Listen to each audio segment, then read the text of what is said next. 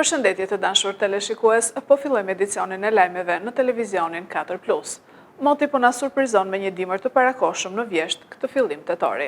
Qytetarët lushnjar veshën xhupat e ngrohtë dhe morën çadrat për reshjet e shiut, ndërkohë veriu po mbulohet nga reshjet e para të dëborës. Sot moti në Lushnjë ishte një dimër i vogël i parakohshëm me shi dhe erë të ftohtë, qytetarë të veshur me xhupa të ngrohtë dhe çadra në duar. I ftoti nuk i ka penguar ata të dalin nga shtëpia dhe të kryejnë punët e përditshme. Deri tani nuk ka informacion për rrebeshe dhe përmbytje. Sipas sinoptikanëve, e premtja do të jetë ditë me reshje shiu dhe dëbore, ndërsa e shtuna do të sjellë një përmirësim të përkohshëm të motit, por të dielën dhe të hanën reshjet do të rikthehen sërish. Ndërkohë verilindja është mbuluar nga bora në lartësitë mbi 1000 metra mbi nivelin e detit. Zëvendës kryeministrja dhe njëherëzi ministri i infrastrukturës dhe energjetikës Belinda Balluku thotë se autoriteti rrugor shqiptar dhe kompanitë e mirëmbajtjes kanë qenë të përgatitura për situatën dhe se qarkullimi vazhdon normalisht në të gjitha akset nacionale. Muaji tetor erdhi me ulje temperaturash shoqëruar nga shiu dhe bora në veri të vendit në zonat malore. Sinoptikanët e kanë parashikuar motin në muajin tetor si një mot tipik vjeshte me reshje të shumta dhe rënje të ndjeshme temperaturash krahasuar me ditët e fundit të shtatorit. Rastet me kancer gjiri në Fier, që prekin pothuajse të gjitha moshat, janë në rritje, thot mjekja onkologe Anisa Mone. Kemi edhe 3 raste tek meshkujt, u shpreh ajo. Gjithashtu vjetër e një shtimi rasteve i të gjitha sëmundjeve malinje. Spitali rajonal i Fierit po përballet këto ditë të para të muajit tetor me fluks të shtuar të grave vajzave që kryejnë mamografin. Sipas mjekes onkologe Anisa Mone, pavarësisht fushatave ndërgjegjësuese, jo vetëm gjatë muajit të roz, por gjatë gjithë vitit, shifrat janë gjithnjëherë në rritje. Faktorët që ndikojnë në rritjen e numrit të vajzave e grave të diagnostikuara me kancer gjiri sipas mjekes janë kequshqyerja, lindjet në moshë të madhe, faktorët gjenetik dhe të tjerë. Muaji roz është muaji i ndërgjegjësimit për diagnostikimin e hershëm të kancerit të gjirit. Por fushatat ndërgjegjësuese nuk bëhen vetëm gjatë muajit tetor, tashmë ndërgjegjësimi është rritur dhe për gjatë gjithë vitit është vënë një fokus më i shtuar në kancerin e gjirit. Kjo çon kryerjen e ekzaminimeve imazherike në mënyrë të rregullt dhe periodike në varësi të riskut që secila nga gratë dhe vajzat ka. Ekzaminimet imazherike bazë janë ekografia dhe mamografia, e cilat e gratë mbi 40 vjeç duhet të bëhet të paktën një herë në vit. Mjekja Mone ka pohuar gjithashtu se grup mosha më e prekur me kancer gjiri është 50-70 vjeç, por fatkeqësisht ka patur raste edhe në mosha më të reja. Gjithashtu janë evidentuar edhe 3 raste të meshkujt.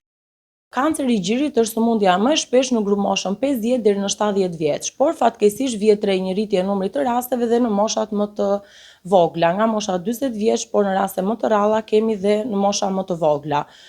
Kjo ka të bëjë me rritjen me shtimin e ekspozimit ndaj faktorëve kancerogjen, siç është jeta sedentare, mënyra të ushqyerit, përdorimi kontraceptive hormonal, ka të bëjë edhe me emancipimin e gruas, lindjet në mosha të mëdha, mos ushqyerjen e fëmijëve me gji, edhe faktorët të gjenetik. Diagnostikimi i hershëm shpëton jetë. Sa më herët që të zbulohet kjo sëmundje, aq më i lartë është probabiliteti që të shërohet dhe në fazat e para është plotësisht e shërueshme.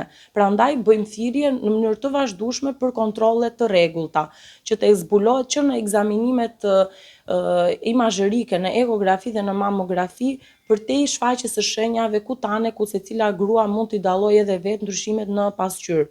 Prandaj sa më shumë kontrolle të bëjmë, aq më lartë është mundësia që ta zbulojmë në fazat e hershme dhe të shërohemi nga kjo sëmundje. Në një numër të vogël të rasteve vjetër edhe tek meshkujt. Aktualisht në qytetin ton janë të diagnostikuar 2-3 pacient me kancer gjiri tek burrat. Mjekja onkologe ka theksuar se përveç numrit të rritjes së rasteve me kancer gjiri, vjet re një shtimi të gjitha llojeve të sëmundjeve malinje. Ndërkohë një numër shumë i vogël nuk ka mundur të fitojë betejën me sëmundjen, pasi e kanë pikasur atë në stade të avancuara. Ndërsa ka shtuar se prej 4 vitesh në Spitalin Rajonal të Fierit ofrohet dhe shërbimi kimioterapisë, duke bërë që pacientët të mos drejtohen më drejt Tiranës. Mbi 8.000 kg spec djegës me pesticide të ndaluara u kthyen nga Kroacia. Autoriteti Kombëtar i Ushqimit dhe Krimi Ekonomik kanë kryer kontrolle në pikën e grumbullimit në Divjak. Perimet e fermerëve shqiptar sërish gjenden me mbetje të normave të lejuara nga Bashkimi Evropian. Një ngarkesë prej 8216 kg specie ujë djegës është bllokuar dhe është duke u kthyer në Shqipëri. Preparatet e përdorura për luftimin e insekteve në kulturën e specit të kujt djegës janë të lejuara dhe shiten në çdo farmaci bujqësore. Nga analizat e kryera në doganën kroate, hyrja e Bashkimit Evropian ka rezultuar se specat e kujt djegës nga Shqipëria kanë patur mbetje të normave të preparateve flonikamid, klorfenapyr dhe tebifenpyrad.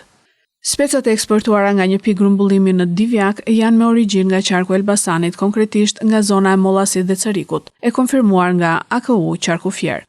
Sipas AKU Qarkufier është kryer kontrolli në pikën e grumbullimit, të cilën nuk e bën publike dhe nuk është gjetur produkt tjetër në magazin veç atij të eksportuar. Sipas burimeve, edhe drejtoria e bujqësisë Elbasan ka nisur kontrolle dhe analiza në parcelat e fermerëve nga ku është eksportuar prodhimi.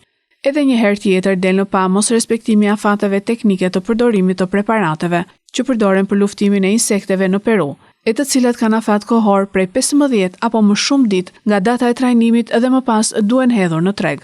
Pasi kështu humbasin gjurmët e preparatit dhe nuk përbën rrezik për shëndetin e konsumatorit. Hapi dyer Qendra Kulturore e Fëmijëve për vitin e ri arsimor. Drejtori i Qendrës Kulturore të Fëmijëve Sajmir Bahja flet për aktivitete të shumta, regjistrime dhe kurse të reja për vitin 2025-2026.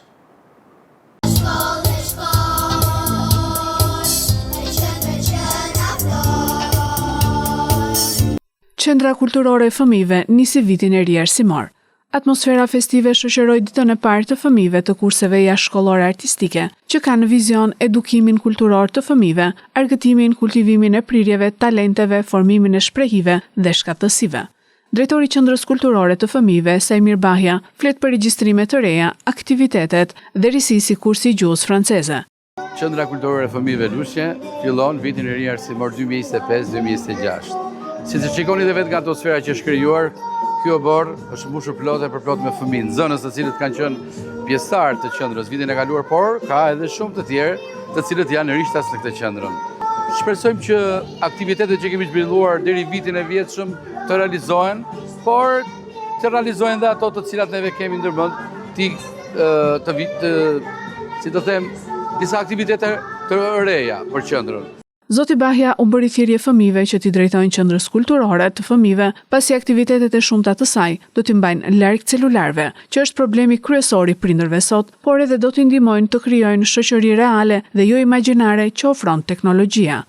Fëmijët do të gjejnë e para miqësi të reja, do t'i largojnë aktiviteteve të rrugës, do t'i largojnë celularit, do t'i largojnë atyre lojrave të cilat me të vërtet u janë bërë si shumë të pandarat, duhet të ndajnë pak nga këto lodra dhe që gjejnë vete në kurse jashtëshkollore, në vizatim, në këngë, në piano, në valle popullore, në basketbol, në aerobi, etj. Mirë se vini fëmijë, ne ju presim.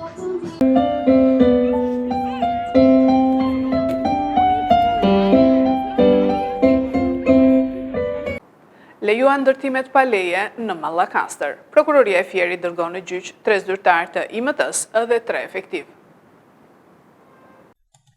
Prokuroria e Fier dërgon në gjyq 3 zyrtarë të IMT-s dhe 3 punonjës të policisë, të cilët akuzohen se lejuan ndërtime pa leje. Sipas prokurorisë, u evidentuan 7 raste të ndërtimeve pa leje nga shtetas të ndryshëm të Bashkisë Mallakastër. Këta shtetas kryesisht pajiseshin me deklarata paraprake për kryerje punimesh dhe më pas kryenin ndërtime të cilat kërkonin pajisje me leje ndërtimi. Në disa raste të ndërtimeve pa leje, rezultoi se strukturat përkatëse inspektuese dhe ndihmës specialistët e zonës ishin në dijeni të ndërtimeve pa leje dhe nuk ushtronin përgjegjësitë e tyre sipas ligjit. Personat për të cilët janë mbyllur hetimet janë Ylli Korroveshaj, Irfan Bajramaj, Dashamir Jaupaj, Ajet Xeba, Shkëlqim Xheladini dhe Kevin Ymeraj. Sipas njoftimit të prokurorisë, pranë gjykatës së shkallës së parë të jurisdiksionit të përgjithshëm Fier, përfunduan hetimet dhe u dërguan në gjyq 7 zyrtarë për veprat penale ndërtimi pa lishëm dhe shpërdorim detyre, pasi u evidentuan 7 raste të ndërtimeve pa leje nga shtetas të ndryshëm të Bashkisë Mallakastër. Këta shtetas kryesisht pajiseshin me deklarata paraprake për kryerje punimesh dhe më pas kryenin ndërtime të cilat kërkonin pajisje me leje ndërtimi. Në disa raste të ndërtimeve pa leje, rezultoi se struktura përkatëse inspektuese dhe ndihmës specialistët e zonës ishin në dijeni të ndërtimeve pa leje dhe nuk ushtronin përgjegjësitë e tyre sipas ligjit.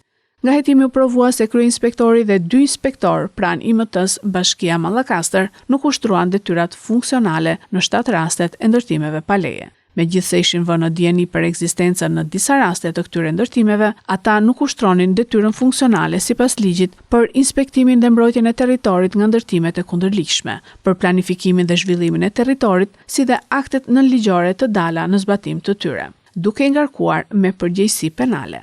Gjithashtu nga mos ushtrimi i përgjegjësive për policinë e shtetit, u evidentuan edhe 3 ndihmës specialist pranë Komisariatit të Policisë Mallakastër. Konkretisht shtetasit YK, IB dhe DY.